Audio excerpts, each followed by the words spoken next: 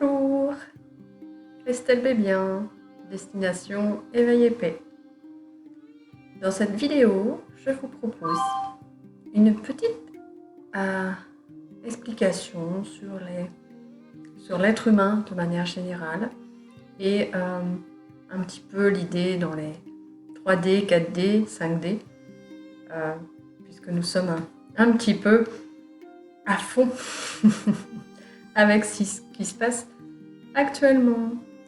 Donc, je m'inspire d'un schéma, d'une affiche, d'un dessin réalisé par Martine Dussard. C'est une Belge qui est conférencière, artiste, formatrice en développement personnel, avec laquelle j'ai effectué 2 formations.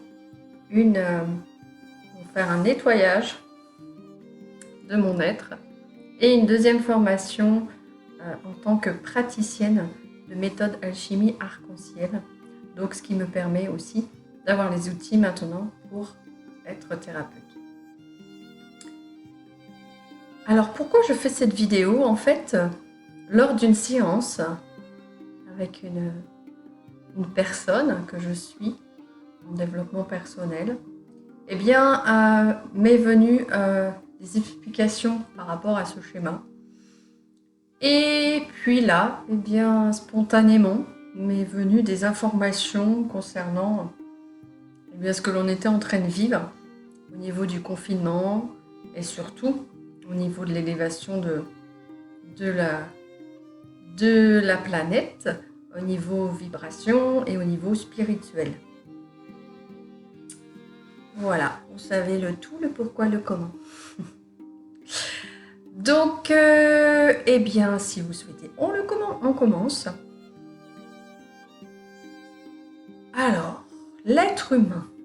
L'être humain, effectivement, pour toute personne, est constitué de différentes dimensions. À l'intérieur de ces dimensions se situent les chakras également. Les chakras, ce sont des centres giratoires de centres énergétiques du corps. Et ces chakras sont très importants afin de nous apporter tout un tas d'équilibre sur notre être dans les différentes dimensions. Et actuellement, nous entendons parler de la 5e dimension. Et qu'est-ce que cette 5e dimension? Puis, on nous parle aussi de cette 3D, de cette 4D, donc 3 dimensions, 4 dimensions. Qu'est-ce que c'est? Qu'est-ce que c'est que tout ça? Eh bien, je vais vous donner un petit peu ma version, mon ressenti, ma vivance. Alors, donc l'être humain a en lui des métaux lourds, c'est-à-dire de la matière qui va pouvoir être transmutée, et si on veut continuer dans l'histoire de métaux lourds, transmutée en or, donc purifié, allégé. Dans cette zone qui, donc, hier ou avant-hier, au début de semaine, m'a amené cette vision. Donc là, à ce niveau-là, on va être chaudron, on va être dans la 3e dimension, c'est-à-dire qu'on va avoir conscience de 3 dimensions en nous. La dimension physique, la dimension émotionnelle et la dimension mentale.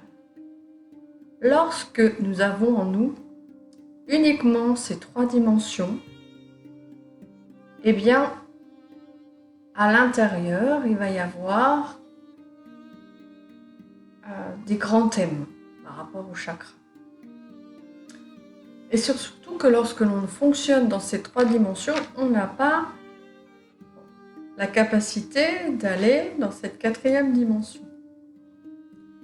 Mais il n'y a pas d'interdit, bien sûr. Nous partons comme fait notre vie, nous naissons bébés, nous grandissons.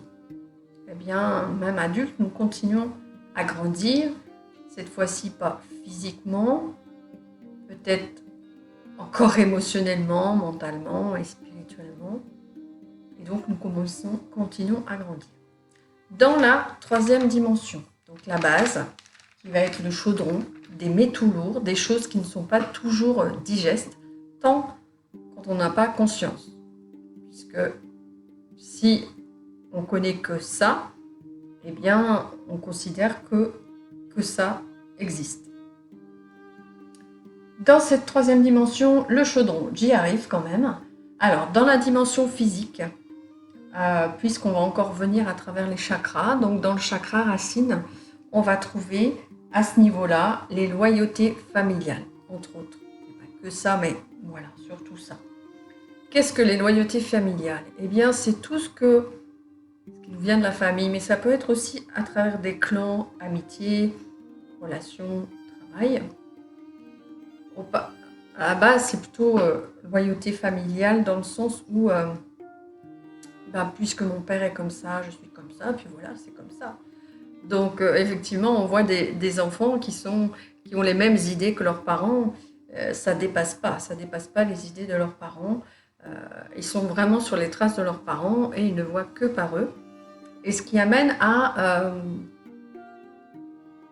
accepter tout de cette famille. Et dans les loyautés familiales, ce que l'on va trouver aussi, et comme là on est plutôt dans le côté lourd, donc on est moins digeste, eh bien c'est tous les non-dits familiaux.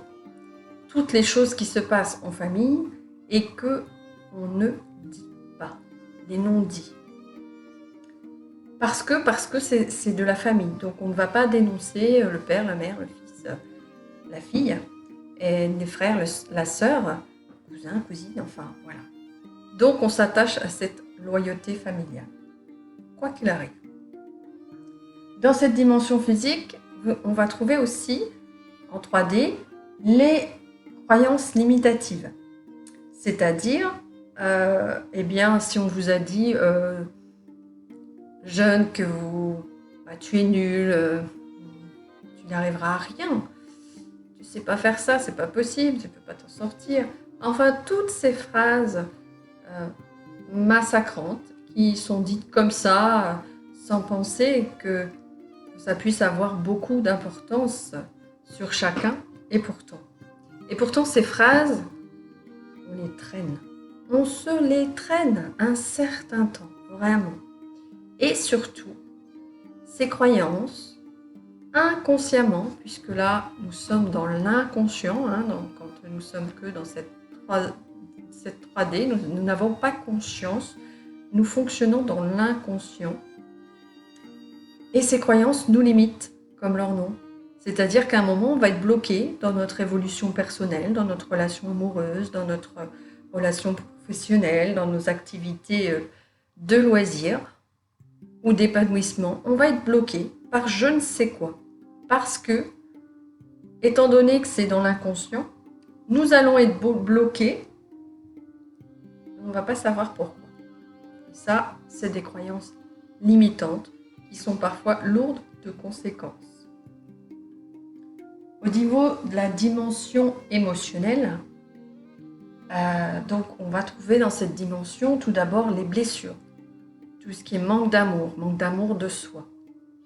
Les blessures que l'on reçoit aussi pendant l'éducation, avant aussi, mais on va parler de celles-ci pendant l'éducation des parents, à l'école, lors des activités. Donc là, on peut recevoir des blessures. Ces blessures pourront être des blessures d'abandon, de rejet, de trahison, d'injustice ou d'humiliation. Et face à ça, la partie de nous qui s'appelle l'ego va mettre en place des masques pour faire face à ces blessures. On est toujours dans l'inconscient. Donc, il va y avoir des masques qui, dans un premier temps, sont là pour dépasser, pour supporter ces blessures, pour pouvoir accepter, parce qu'on on n'est pas dans l'acceptation là, mais être d'accord, enfin, pouvoir faire que l'on peut continuer de vivre malgré ses blessures. Donc, quelque part, l'ego va nous faire croire qu'on est capable, en mettant un masque, on est tout à fait capable de ne pas montrer notre blessure et de faire avec. Dans le faire avec, ok. Mais là, c'est l'ego, c'est pas la conscience. Puisque je vous rappelle, on est toujours dans l'inconscient. Donc, par rapport à ça, eh bien, les jeux de pouvoir de l'ego, ça va être tous ces masques qui vont quelque part se nourrir les uns des autres et toujours dans l'inconscient, dans la réaction. Donc face à des situations, il va y avoir une relation avec la blessure qui va nous amener à une réaction. Dans les masques, il y a la réaction du bourreau, les personnes qui vont être toujours dans la colère, par exemple, ou le contrôle. Bien sûr, il y a plus d'explications, mais là, je vais vous le faire assez succinctement. Il y a aussi le sauveur, la personne qui va s'occuper des autres avant de s'occuper de soi, la personne qui va faire tout pour être aimée, qui va même parfois accepter aussi, en incluant la victime, mais surtout être vis-à-vis de l'autre, va mettre des choses en place pour faire à la place d'eux, à la place de l'autre, pour lui rendre service, pour lui montrer l'amour que l'on croit être de l'amour. Voilà, le sauveur. Et puis, il y a le masque aussi de l'indifférent. Donc, lui, cette personne au masque de l'indifférent va donc plutôt nier ses émotions, va plutôt avoir tendance à fuir ce qui se passe, à être en état de choc, donc ne pas réagir. Bien souvent, ces personnes peuvent se dire dans l'observation. Mais là, on n'est pas dans l'observation. On est dans quelque chose de réactionnel, donc d'inconscient. Donc c'est plutôt la fuite. C'est plutôt le « je ne suis pas concerné par ça ». Donc des personnes qui vont être très introverties, la plupart, et associables, parce que ce masque les empêche d'être qui ils sont vraiment, comme dans tous les autres masques. Le masque de la victime, donc ça va être des personnes qui vont être plutôt dans la plainte, des personnes qui vont être toujours malheureuses, plutôt tristes, qui vont se sentir impuissantes face à tout ce qui leur arrive. Voilà, et donc là on est dans un masque de la victime. Après, au niveau des dimensions mentales, il va y avoir dans cette dimension, parce qu'on n'est que dans ces trois dimensions, il va y avoir le doute et les peurs. Les doutes et les peurs. Les peurs qui vont faire que, là aussi, on peut être bloqué par des peurs, peur de mal faire, peur de ne pas comprendre, peur de ne pas être à la hauteur, enfin, toutes ces peurs qui sont inventées par le mental pour faire face à des situations.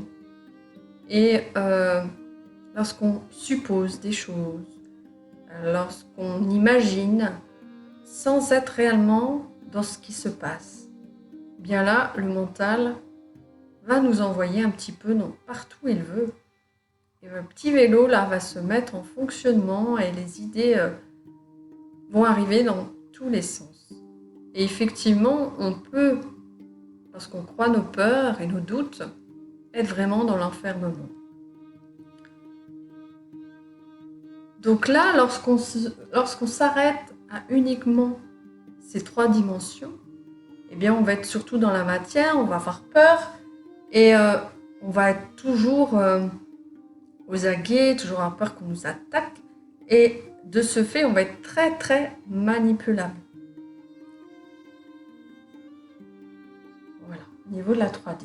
Et lorsqu'on est dans cette ambiance-là, eh bien, comme on n'est pas en harmonie avec la conscience qui est en nous, puisque nous avons ces deux parties-là, l'inconscience et la conscience.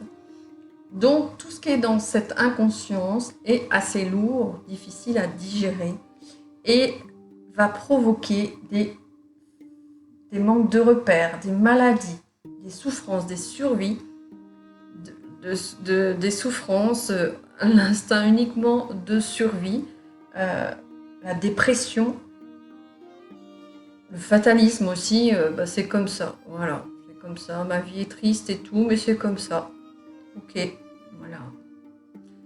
Les personnes me manipulent, mais c'est comme ça, voilà. Maintenant, je ne peux pas faire autrement, d'accord. Donc là, on est dans tout ça, dans ce chaos, dans quelque chose de très désagréable au quotidien, et qui peut amener les gens aussi à faire des choses, à être malveillants envers les autres, malveillants envers soi aussi. Et puis dans ce chaos, à un moment donné, quand ça bouillonne trop, pour certains, pas pour tout le monde, il y a des gens qui vont vivre dans le chaos toute leur vie. Et donc quelquefois, lorsque ça va trop loin, soit une maladie très grave, cancer par exemple, ou une dépression, mais vraiment jusqu'à la tentative de suicide, ou bien aussi quelque chose de peut-être un peu plus gai, la rencontre d'une personne qui, quelque part, va vous faire prendre conscience que la vie, c'est pas ça. La vie, c'est beaucoup plus léger que toute cette lourdeur-là. Et donc, cet élément déclencheur va vous amener à vous poser la question, mais est-ce que j'ai pas le choix quand même ? Et oui, il y a le choix à ce moment-là. Une fois qu'on est dans le chaos et qu'on se rend compte que non, il y a un truc qui ne va pas, quoi. C'est pas la vraie vie, ce chaos. Il y a l'élément déclencheur, eh bien oui, on a le choix. On a le choix de rester dans ce que l'on connaît et se dire que, voilà, et plutôt, oui, c'est comme ça, fatalisme, ou bien, c'est pas de ma faute, moi, je suis comme ça, c'est à cause de l'autre, et gna, ou bien après, pourquoi moi ? Alors là, voilà, vous allez voir tous les fonctionnements dans les mécanismes de survie de la victime, du bourreau, de l'indifférent et du sauveur. Mais c'est toujours ailleurs, c'est pas en soi. Donc soit on a le choix d'être c'est connu, oui, on va rester ça, parce que le reste je connais pas, ça c'est pas confortable, mais c'est tout ce que je connais, donc je vais rester là. Donc vous avez le choix d'aller dans le connu, ou bien de vous dire mais il n'existe pas autre chose, et d'aller vers cet inconnu, ce que vous n'avez pas encore expérimenté dans votre vie.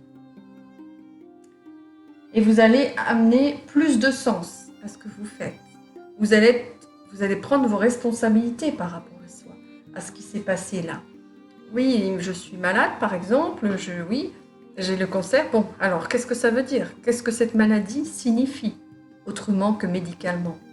Psychologiquement, qu'est-ce qu'elle dit ?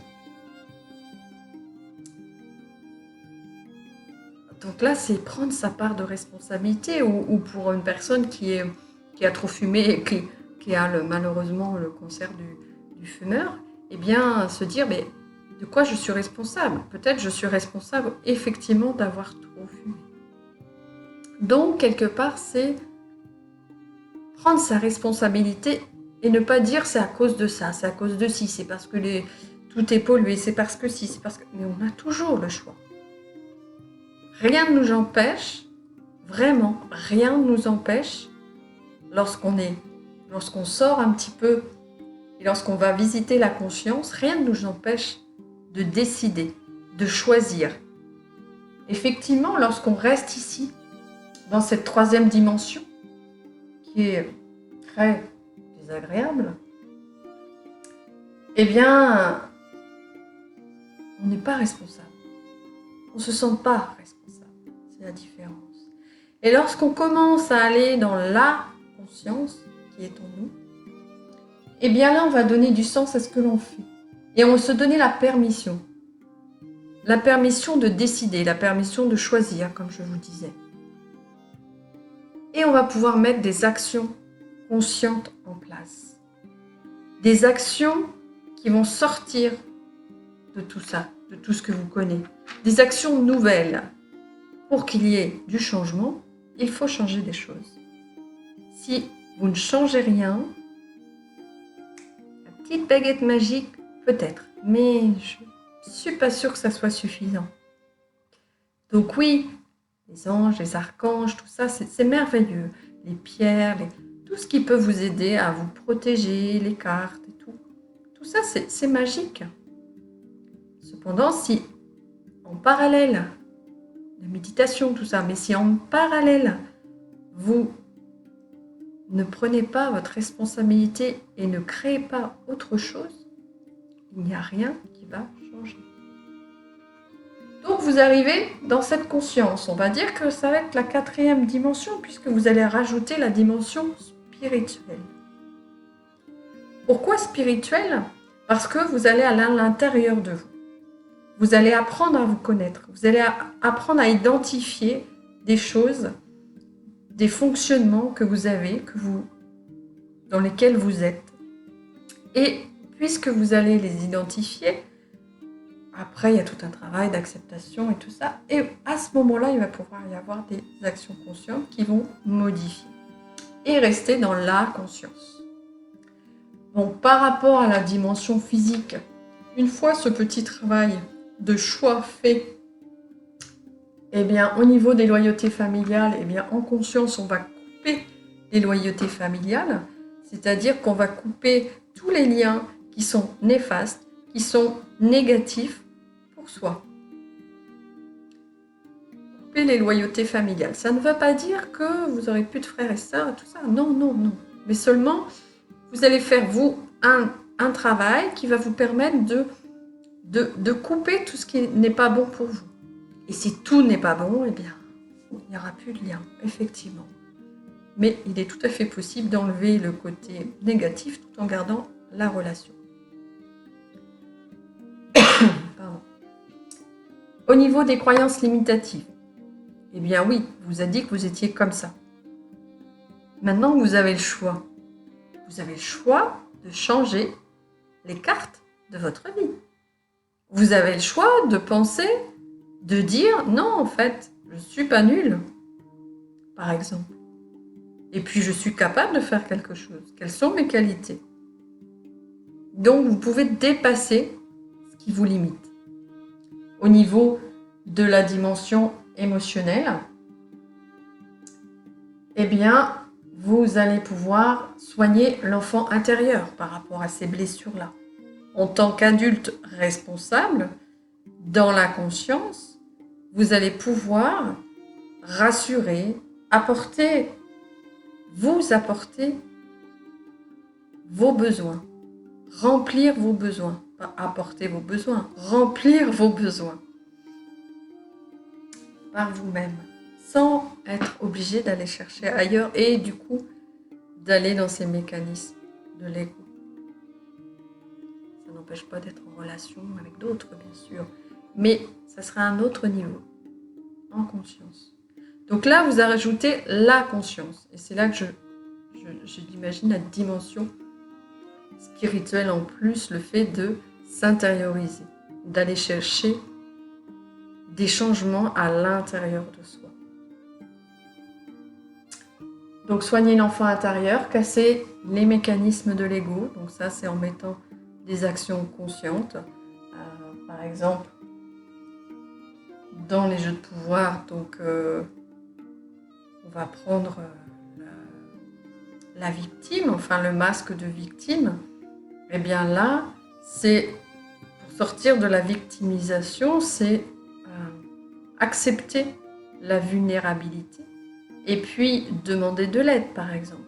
C'est ne plus s'abandonner, c'est se prendre en considération, c'est s'aimer. Tout un tas d'actions à mettre en place. Au niveau de la dimension mentale, eh bien, au lieu de vous laisser envahir par vos peurs, eh bien, votre conscience va vous permettre de dire « Non, là, le mental, ce qu'il me propose, c'est que des suppositions, mais il n'y a rien de vrai. C'est que de l'illusion. » La conscience, quand vous êtes connecté à votre intérieur, à votre conscience, qui va être la conscience, pour tout le monde d'ailleurs, mais puisque en individuel, ça va être déjà votre conscience qui va rejoindre la conscience collective. C'est pour ça que je vous dis ça. Mais donc, vous allez pouvoir voir que votre mental est en train de vous raconter des histoires. Qu'est-ce qui est vrai? Votre conscience sait ce qui est vrai. Donc, vous pouvez, par différents outils, amener ce mental un petit peu à se taire, tout simplement. Et puis, allier le doute à l'intuition. Nous sommes tous en capacité de recevoir des messages intuitifs. Combien de fois vous prenez à gauche sans vous poser pendant 2 heures la question est-ce que je prends à gauche ou à droite? Il y a des évidences comme ça qui arrivent. C'est de l'intuitif. Donc, vous avez cette capacité d'être dans l'intuition et puis de vous servir de vos doutes pour amener le discernement. Vous avez la capacité avec votre conscience de démonter vos doutes. J'ai un doute. D'où il vient? Est-ce qu'il vient de cette partie mentale, l'ego? Ou est-ce que c'est tout simplement l'intuition, le discernement? Voilà, enfin, ce sont des exemples. Et donc, en conscience, quand vous pouvez aller en conscience dans les 3 autres dimensions, eh bien vous apportez la 4e dimension qui va vous amener beaucoup plus de légèreté, de joie, d'harmonie et donc une énergie de guérison entre cette dualité qui était de votre inconscient et de votre conscience, donc et devient de plus en plus étroite et claire et la conscience prend de plus en plus de place. Ça ne veut pas dire que vous n'allez pas retomber ici, mais par contre, vous connaissez le chemin. Donc, vous pouvez repartir, remonter et retourner dans la conscience. Et c'est pas toujours facile, hein. C'est pas facile tout le temps, puisque on est tellement sollicité par tellement de choses par seconde, par heure. Ça va très vite et depuis que il y a des mouvements au niveau planétaire, au niveau des énergies terrestres, au niveau des choses qui vont de plus en plus vite, eh bien, effectivement, il est important aussi d'être de plus en plus léger, pour voyager léger. Donc, cette énergie de guérison, et là, vous voyez, on part sur ici et on va sur quelque chose d'uni. On va s'unifier. Et on va se rapprocher de cette conscience élargie, de cet amour. Puisque, en fait, nous naissons amour. Puis arrivent tous ces métaux lourds qui nous mettent des masques, des fonctionnements avec des filtres, mais de manière inconsciente. Donc l'amour est dessous. Et elle est cachée souvent par tout ça. Quand vous allez mettre des actions conscientes en place, vous allez vous libérer un petit peu ou de plus en plus de cet inconscient, de ces mécanismes de l'ego et tout ce que nous avons vu. Toutes ces parties-là, ces mémoires erronées et tout ça va s'éloigner un peu et l'amour va rejaillir. Il va jaillir à nouveau. Il va être présent de plus en plus souvent. Ça ne veut pas dire qu'il sera là tout le temps. Mais il est là. Déjà, le fait que vous soyez en vie, l'amour est là. L'énergie d'amour, c'est la vie. Donc, l'amour est là. Il a juste été recouvert par des métaux, par de la poussière. Du coup, le fait de nettoyer, de faire du ménage, alors c'est pas toujours très confortable d'aller nettoyer tout ça. Je vous l'accorde. C'est un courage. C'est beaucoup de conviction et beaucoup de confiance en la vie qui amène à s'élever, à apporter plus de dimension dans notre vie. Donc après, vous arrivez dans l'amour, dans la conscience qui s'unifie à la conscience. Donc, votre conscience s'unifie à la conscience collective. Et là, on est dans quelque chose de magique, dans la réalisation de soi. Ça ne veut pas dire qu'on va planer, qu'on va être dans les étoiles. Pas du tout. On peut tout à fait faire des choses, des créations, mais à un autre niveau et de manière beaucoup plus agréable. Voilà, c'est l'alchimie humaine. La chance que nous avons de pouvoir nous transformer, transmuter ces métaux lourds avec lesquels nous arrivons ou que nous ramassons, eh bien nous pouvons les transformer, les alléger, les transmuter en or. Avec tout un tas de symboliques, mais voilà. Après, à chacun d'y mettre ce qu'il a envie d'y mettre. Mais juste pour vous dire que pour être dans la 5e D, dans la 5e dimension, il faut déjà être dans la 3e. Dans la 3e, on y est direct, en fait. On n'a pas besoin de faire d'efforts pour être dans la 3e. Après, pour monter, pour aller se connecter à la conscience, là, il y a pas mal d'outils à faire, des aides, des thérapeutes, de la méditation, tout un tas de choses, des lectures, des belles lectures. Il y a tout un tas de conférences sur YouTube, il y a tout un tas de choses.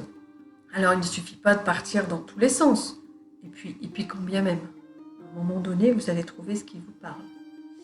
Et sinon, oui, on peut, en tant que thérapeute, aider, guider. Mais dans aucun cas, ce sera fait à votre place. Il y a tout à fait une participation, une responsabilité afin de grandir. Donc je remercie Martine Dussart pour cette illustration, pour cette formation, pour m'avoir donné l'envie de retrouver cette joie. Et même si parfois elle part un peu, maintenant je sais qu'elle est là, à l'intérieur, et que j'ai un socle bien solide. Et que bien sûr, comme l'arbre, je vais pouvoir bouger dans la tempête, peut-être presque fléchir, mais mes racines seront toujours bien dans le sol et je pourrai me remettre droite tout le temps. Voilà les belles choses que la vie peut nous apporter. Juste avoir confiance, courage aussi pour transmuter tous ces maillons que nous avons en nous. Merci, à très bientôt. Namaste.